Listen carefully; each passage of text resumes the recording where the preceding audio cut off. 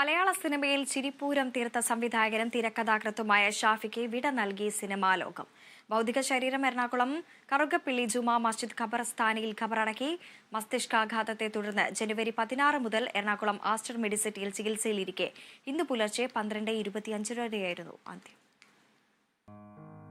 ടെലിവിഷനിൽ ഏറ്റവും repeat value ഉള്ള സിനിമകൾ സമ്മാനിച്ച ഷാഫിക്കിനി നിത്യവിശ്രമം. ഇന്ന് രാവിലെ 10 മുതൽ കലൂരിൽ പൊതുദർശനമുണ്ടായിരുന്നു. നടന്മാരായ മമ്മൂട്ടി, പൃഥ്വിരാജ്, മനോജ് കെ ജയൻ, ഷമ്മി തിലകൻ, മണിക്കുട്ടൻ, സിദ്ദിഖ് ലാൽ, വിനീത്, നടിമാരായ ജോമോൾ, പൊന്നമ്മ ബാബു, സംവിധായകരായ സിബി മലയിൽ, ബി ഉണ്ണികൃഷ്ണൻ തുടങ്ങിയവർ പ്രിയ സംവിധായകന് അന്തിമോപചാരം അർപ്പിച്ചു. ഉച്ചയ്ക്ക് 1 മണി വരെയായിരുന്നു പൊതുദർശനം. വൈകിട്ട് 4-ന് കറുകപ്പള്ളി ജമാ മസ്ജിദ് ഖബർസ്ഥാനിൽ ഖബറടക്കം നടത്തി. മലയാളത്തിലെ എണ്ണം പറഞ്ഞ ഹാസ്യ സിനിമകളിലൂടെ ജനമനസ്സുകൾ കവർന്ന റാഫി മെക്കാർട്ടിൻ സംവിധായക ജോഡിയിലെ റാഫി മൂത്ത സഹോദരനാണ്. സിദ്ദിഖ് ലാൽ കൂട്ടുകെട്ടിലെ സിദ്ദിഖ് അടുത്ത ബന്ധുവാണ്. രാജസേനന്റെയും റാഫി മെക്കാർട്ടിന്റെയും ചിത്രങ്ങളിൽ സഹസംവിധായകനായി 1990-ലാണ് ഷാഫി സിനിമാ രംഗത്തെത്തിയത്. 2001-ൽ വൺമാൻ ഷോ എന്ന ചിത്രത്തിലൂടെയാണ് സംവിധായകനായുള്ള അരങ്ങേറ്റം. 2022-ൽ അവസാനം പുറത്തിറങ്ങിയ ആനന്ദം പരമാനന്ദം ഉൾപ്പെടെ 18 സിനിമകൾ സംവിധാനം ചെയ്തു. ദിലീപ് ചിത്രം കല്യാണരാമൻ അദ്ദേഹം സംവിധാനം ചെയ്ത സൂപ്പർ ഹിറ്റ് സിനിമകളിലൊന്നാണ്. 1968-ൽ എറണാകുളം പുല്ലേപ്പടിയിലാണ് ഷാഫിയുടെ ജനനം. സിദ്ദിഖും ഷാഫി റാഫി സഹോദരങ്ങളും ഒരു വീട്ടിലാണ്